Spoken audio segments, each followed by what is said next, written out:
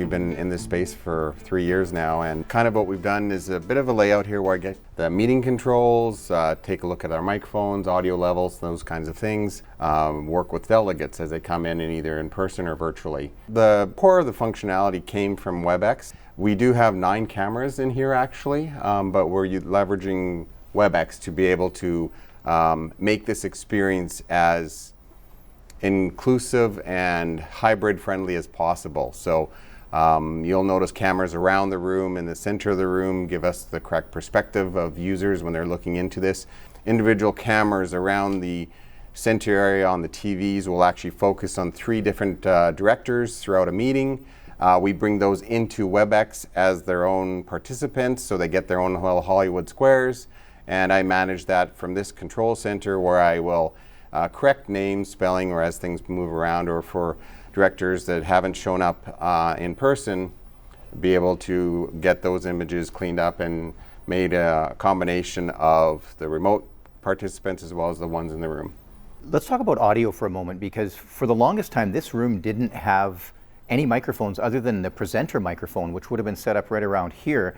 But now you've got microphones at each table. Yeah, we took a long time to decide what type of device we wanted to use in here. They are a portable unit. They're plugged in right now just to charge the battery.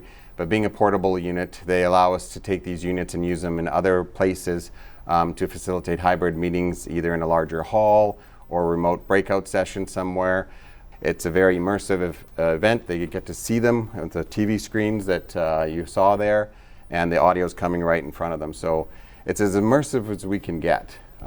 That makes them not cheap units, but very versatile, and we can use them for many types of meetings. We've started to deploy some of the interactive whiteboards throughout the RDOS because of they're all in one unit. They have a camera, they have a microphone pickup device in them, they have speakers, network connection, and a computer. So depending whatever platform someone's using, is it Zoom, is it WebEx, is it Teams, all of that can be loaded into these boards and then accessible in any of these meeting spaces. They're very useful boards. Basically, your imagination's the limit, because in the end they're a touch interactive surface with a computer behind it. So anything a computer can run. These boards are designed for digital signage purposes, they're designed for video conferencing purposes. When we had meetings all in here, no remote, that's fairly simple. When we went to COVID mode where we had everyone remote, again, that was the platforms were able to accommodate that. Hybrid is the new animal we're trying to tame here. And in that methodology, it becomes very difficult to give the people, and a variable amount of people in this space, as well as the people who are coming in from remote, an immersive experience where no one feels left out of the meeting. There are some challenges with these hybrid meetings when you talk about something like going in camera, where people who are joining the meeting remotely as a participant need to be connected along with the room. How do you bridge those gaps? Is that a WebEx function? Most web conferencing platforms have those kind of capabilities, and they are growing all the time. Every platform I've played with, from Zoom to WebEx to GoToMeeting to Teams, every 3 months there's new functionality, and a lot of it is to address this hybrid kind of world.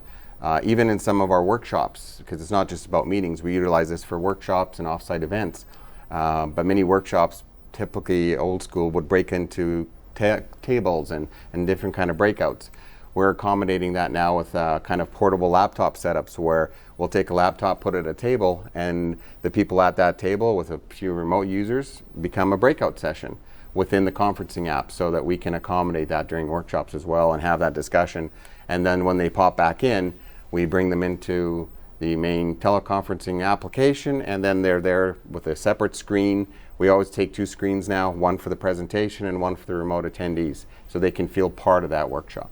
We're putting together a bit of a kit for sure. Some items will stay here permanently. The microphones are portable, which are great because they are a huge expense, but they do that job well. I have an audio background, and the fact that I don't need to worry about audio now has been a huge relief. There's a lot of things going on here between your audio, your video, your controls, the management of the WebEx or the video conferencing software. Typically requires more people. Many times I'm still finding I need to be an octopus. I have multiple hands, but as the technology is evolving, we're able to combine some of these functions and let the intelligence, I guess is the best word, or the technological advances that's happening, do part of the job. And the audio is one portion. I don't need a mixer now. I don't need to ride levels. That's all happening automatically through the system and producing a good result. That was the important key to all of this. This room is not just for board meetings anymore. It's for training, multiple types of communication internally. Video is becoming a big part of our ecosystem and the workplace. This room has been designed to leverage that and have all staff make use of that video portion of that, of the content that we go and spread out, and as well as doing that off-site. It also means that the directors, for instance, are familiar with it because they're here every 2 weeks anyway. We take it off-site, they understand how the microphones work. There's not a retraining because we've had a different rental company in this space or this space has different equipment. By bringing in the same stuff they use every 2 weeks, allows for them to get that memory of how to use it, which makes the meeting go well too. Every single microphone is individually controlled, and instead of me controlling each mic, which is pretty common I think in some of these systems, we've elected to have the directors just turn their mics on and off. It's simply push a button. They can then feel confident that their mic's on because they just turned it on, and then they toggle it off, which allows that really clean audio experience. There's no feedback at all in the system anymore. There's not multiple talkers. It provides for a very good audio response, which is key in a remote situation where the person on the far end needs to hear what's going on. Danny, thanks for talking to us. No problem.